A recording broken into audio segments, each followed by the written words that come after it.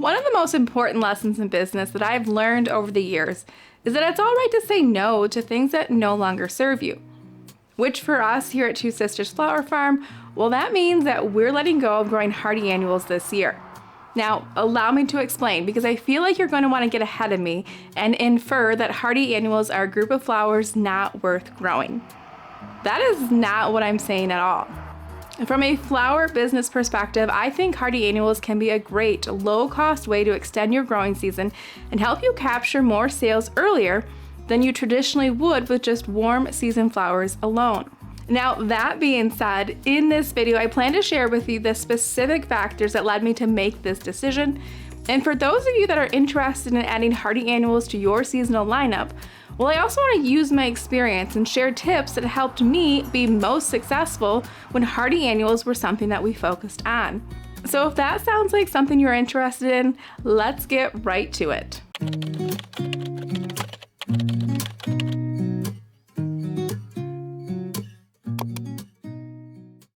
When I first started growing cut flowers, I absolutely had no clue what the difference was between warm season tender annuals and cold tolerant hardy annuals.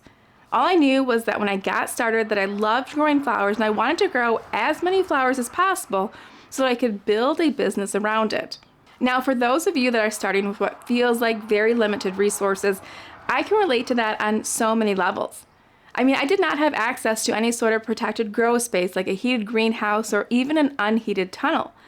And so naturally, when I learned that there was an entire group of flowers that could survive my cold zone 5B winters without any sort of protection out in my flower field, well, I was sold. Growing cold season hardy annuals, it went against my natural instincts. I mean, it really took me a couple of seasons to catch on to this idea that I could have flowers blooming in the cooler shoulder seasons if I just followed a different planting schedule. Now, if you have no clue what I'm talking about when I refer to hardy annuals, you're going to want to watch this video here to get acquainted with this topic.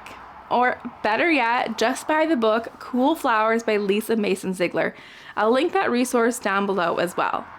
By focusing on planting hardy annuals, what I was really trying to achieve was this continual flush of blooms that I heard so many other more experienced flower farmers talk about. In theory, this idea of having a steady supply of blooms from early spring to early fall, well, it sounded really great. But what I found was the more proficient I became with growing hardy annuals, the more difficult it was to put this idea into practice. Now, this is just me sharing my experience as a small flower grower that does the bulk of the labor within my flower garden all by myself. And realize too that during this time that I'm sharing this with you, this was during a part of my journey where I was working a more normal job in addition to my flower farming side hustle. There just wasn't enough of me to go around.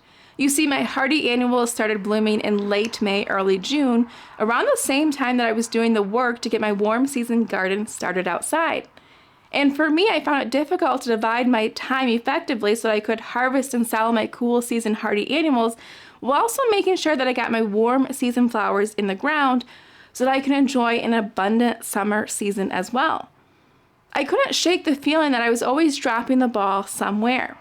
What's more, as we began to increase the number of tulips that we were growing during the late winter and early spring months, I mean, we went from growing a few hundred tulips to a few thousand, well, it really became clear to me that focused attention on a few key crops throughout the year could be a more effective means of growing my business rather than trying to spread my time and attention to as many flower types as possible. I think it's so tempting to want to grow every kind of flower that you can. And who knows, maybe that is a business model that I will grow into as I gain more experience and improve my skills, but I also think there's power in simplifying.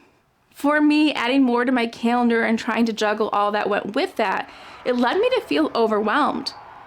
When I removed that pressure to always have something in bloom and allowed myself to go deeper rather than wider, ultimately I felt more efficient with the effort I was putting into building my flower farming business. Saying no to hardy annuals was very much for me one of those situations where it allowed me to say yes to something else, which in this case was a bit of balance. Now, maybe it's just me thinking this because I tend to consume a higher than average amount of flower farming content, but a trend that I'm noticing with a lot of growers on social media, and this is referencing no one in particular, I'm not singling anyone out, but it's this push for profitability. which is great. But I find that's leading us to have conversations of how can I make more money? There's this pressure of more, and more. And taken to the extreme, I think we can easily forget that business isn't just about being profitable. There's a degree to where it has to be sustainable too. Otherwise, we'll all just burn out and quit. In the beginning of building a business, I very much chased this idea of making money because, quite frankly, it was exciting. And that was my whole goal, to make enough where I could go full time with this passion of mine. Pushing myself to produce more off of my small quarter-acre plot, well, it made sense and it served me well in my early years. But as more years have passed, I've realized that money is not my ultimate goal. And then I went into business for myself so I could build a business that could give me the freedom and the flexibility that I desired. I think we have a tendency to ask ourselves if certain things make sense for us based off of how much money they make us. But we often forget that doing something that fits with our lifestyle, even if it makes us slightly less in the grand scheme of things, can be incredibly powerful. Now, I also want to set the record straight. Was my decision to focus more on tulips in the spring and give up hardy annuals an indication that tulips are better than hardy annuals? No, that's not what I want you to infer from this at all.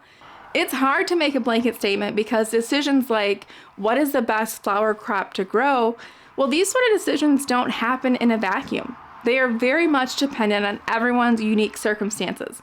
The environmental conditions that we grow in, the unique strengths that we have as growers, and the preferences of our customers. There's so many variables that go into deciding what's best for me or what's best for you. I honestly think hardy annuals, if they make sense for you, they can be a great group of flowers to focus on and can help you capture sales early in the season. And if you have an inkling that they might be right for you, I want to share some tips that I've learned to help you be most successful with this group of flowers.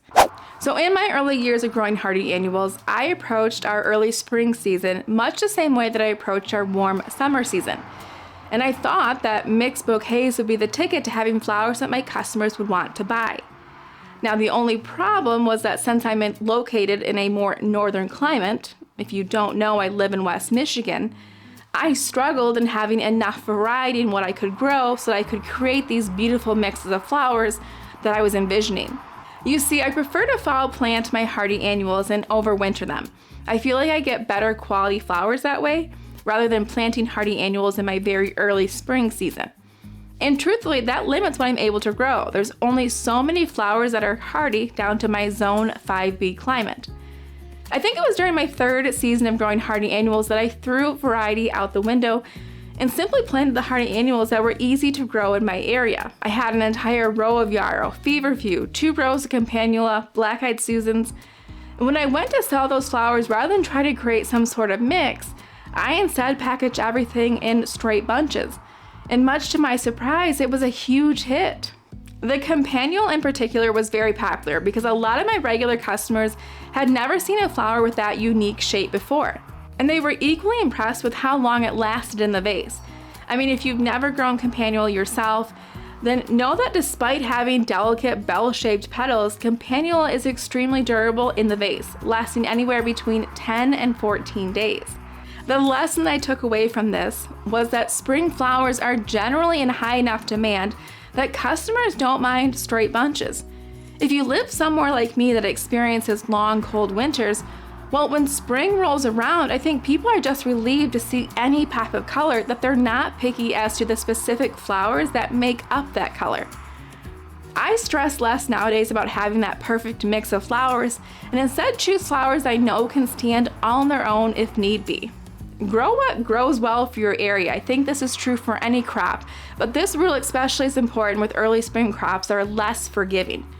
Personally, I don't have the patience in early spring to be nurturing crops that are a little bit more delicate, and so I plant things that are reliably low maintenance for me. Now, it's been a couple of years of trial and error to really hone in on what grows well for my region, but once I realized what worked for me, I focused in on those plants, and I haven't really deviated too far from that. Not surprisingly, a lot of things that work well for us, like I just mentioned, yarrow, rudbeckia, feverfew, in reality, they perform well in our region because they're actually a short-lived perennial. I've always grown them strictly as an annual because the property that I use for growing my cut flowers is not land that I own, it's a rented piece of ground. And so I was never really focused on planting more permanent beds. I do see myself using the same piece of land to grow my flowers for the foreseeable future. And so moving forward, I'm gonna see if I can't get some of these flower varieties to perennialize for me. I'm curious to see how they'll produce after multiple years, and ultimately I'm excited at the prospect of not having to replant this portion of my garden year after year. So all of this to say, if you're planning to grow hardy annuals, make it easy on yourself and choose flower varieties that thrive well under your specific growing conditions. If your area heats up fast in the spring, then maybe that means that you forego planting flowers like stock or sweet peas that aren't tolerant of high temperatures. The last tip that I want to leave you with is to be honest with yourself of what's realistic for you. While I would love to have the largest flower garden possible to cut from each and every season, the more experience I gain, the more I'm aware of my limitations as a grower. And while it's healthy at times to push those boundaries, I do think it's equally as healthy to know when enough is enough. My spring garden with all my hardy annuals has always been much smaller than my warm season garden. And a lot of the reasons for that has to do with what I mentioned earlier in this video. There's a lot going on in the early parts of spring. And in order to spread my time across all the tasks that I have to complete, like sowing seeds and preparing beds, well, my spring garden just has to be smaller. If you have more help, or if warm season flowers aren't a focus of yours, then maybe you go all out for spring flowers, and that's great. There's so many variations to what a flower farm actually is, and so finding what works is more so just gaining an understanding of what makes sense for you. Okay, I have to admit, this video has felt short and sweet, especially in comparison to some of the longer content that I've been sharing on our channel lately. I've actually enjoyed this little change of pace, but more importantly, I'm curious if you've enjoyed it. So let me know if you found the information in this video helpful by giving this video a thumbs up. I'd also love to hear about your experience growing hardy annuals. Share your thoughts in the comments below. I can't wait to read what you have to say. Now, that is all for me, and I will see you in the next video. Bye, guys.